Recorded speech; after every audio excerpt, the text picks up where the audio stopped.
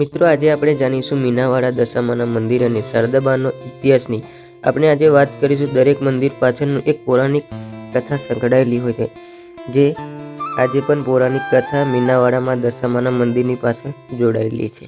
તો મિત્રો આજથી 700 વર્ષ પહેલાં એક મોટું શહેરનું નામ મીડળ હતું અને એ વખતે વાવણીનો વ્યવહાર થતો હતો, પણ એકવાર ભયંકર પૂર આવતા જ મીનન નામનું જે ગામ હતું એ તણાઈ ગયું અને આશરે 12 વર્ષ પહેલાં એક નદીમાં પથ્થર સ્વરૂપે માં દશામાની મૂર્તિ મળી હતી। પછી જ આ ગામનું નામ મીનાવાડા પાડવામાં આવ્યું હતું। તો મિત્રો આવો આજે આપણે જાણીએ આ કથા। મિત્રો ફાઇનલી આપણે પહોંચી ગયા છીએ મીનાવાડા ધામ અને માં દશામાના દર્શન કરાવીશું, સાથે જ તમને અહીંયાનો મેળો અને થોડો ઘણા ઇતિહાસની આપણે વાત કરવાના છીએ। તો મિત્રો વિડીયોમાં બન્યા રહેજો, એન્ડ સુધી જોજો એટલે તમને વિડીયો જોવાની મજા આવે।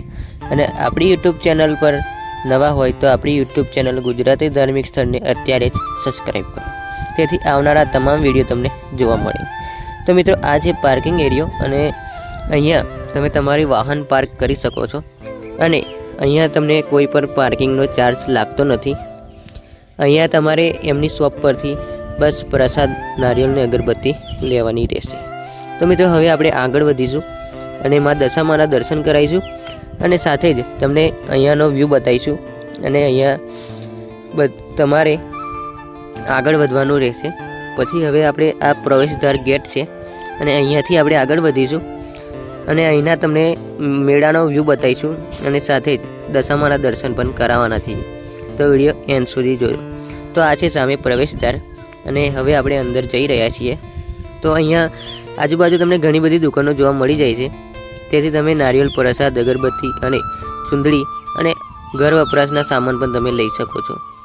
પછી મિત્રો હવે આપણે આગળ વધીશું અને અહીંયા આ રીતનો કંઈક રસ્તો જોવા મળી જાય છે।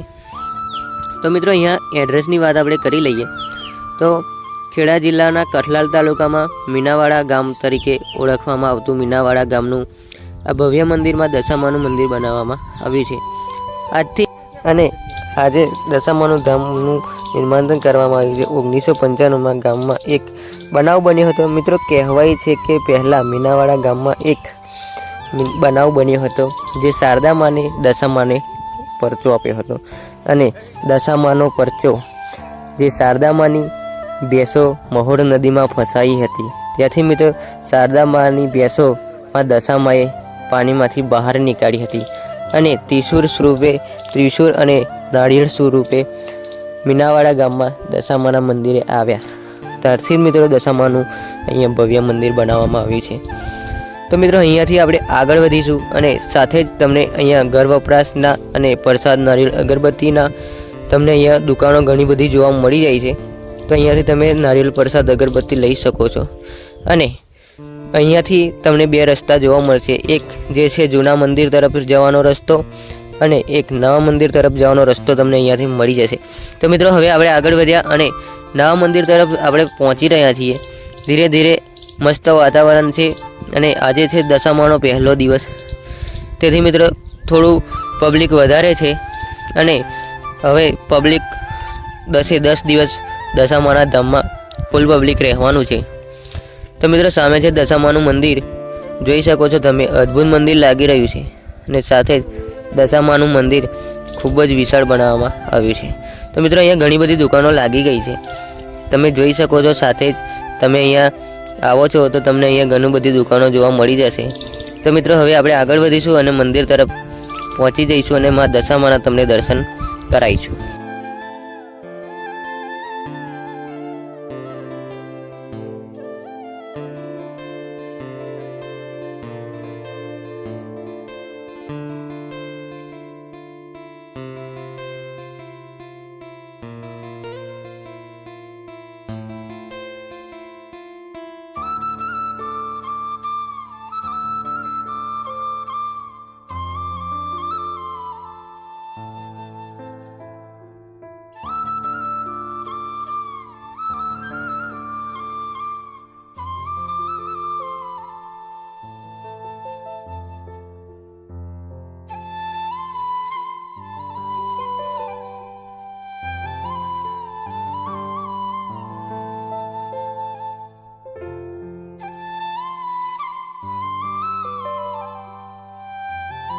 હવે મિત્રો આપણે આગળ વધી રહ્યા છીએ અને દશામાનું મંદિર તમે જોઈ શકો છો અને દશામાના દર્શન પણ તમે કરી શકો છો. અહીંયા પહેલો દિવસ છે એટલે થોડું પબ્લિક જોવા મળે છે, પણ મિત્રો 10 દિવસ અહીંયા વધારે મોટી સંખ્યામાં ભાવિ ભક્તો દર્શન કરવા બહારથી આવતા હોય છે. તો મિત્રો તમે જઈ શકો છો અને મા દશામાના દર્શન કરી શકો છો. તો મિત્રો થોડું તમને હવે ઝૂમ કરીને બતાવું, જેમાં દશામાના દર્શન તમે ઘરે બેઠા કરી શકો. મિત્રો દશામાના દર્શન થયા હોય તો આપણી કોમેન્ટમાં જય દશામાં લખવાનું ભૂલતા ના, અને સાથે જ તમારા ફેમિલી સાથે જે આવવાનો પ્લાન બનાવી રહ્યા હોય તો આપણો આ વિડીયો શેર કરવાનું જરૂર ભૂલતા ના. તો મિત્રો ઉપર વિડીયો શૂટ કરવાની મનાઈ હતી એટલે આપણે નીચે આવી ગયા, અને આ નીચેના જે દશામાનું જૂનું મંદિર છે તેમના પણ હું તમને દર્શન કરાવવાનો છું. પણ પહેલાં જે શારદાબાની ભેંસો હતી તેમના હું પહેલાં દર્શન તમને કરાવી લઉં થોડા. તો અહીંયા ઘણા બધા બા જે છે એ ચારો વેચતા હોય છે. 10 રૂપિયામાં ચારો મળી જશે અને તમે ભેંસોને પણ ખવડાવી શકશો. જે ભેંસો છે એ શારદાબાની, એમના દર્શન કરી અને હવે આપણે જૂના મંદિર તરફ વધીશું. જોઈ શકો છો આ છે શારદાબાની ભેંસો જે મહોર નદીમાં ફસાઈ હતી અને મા દશામાએ કાઢી હતી. તો આ છે નીચેનું જૂનું મંદિર, અને અહીંયા તમે જોઈ શકો છો જે જૂનું મંદિર છે તે દશામાના. અહીંયા તમે ઝૂમ કરીને થોડું બતાવું તો દર્શન કરી લેજો. વિડીયો ગમે તો શેર કરી દેજો. આપણી ચેનલને સબસ્ક્રાઈબ જરૂરથી કરી દેજો. ગુજરાતી ધાર્મિક સ્થળ જોઈ શકો છો આ વ્યૂ, અને એના પણ તમે દર્શન કરી શકો છો.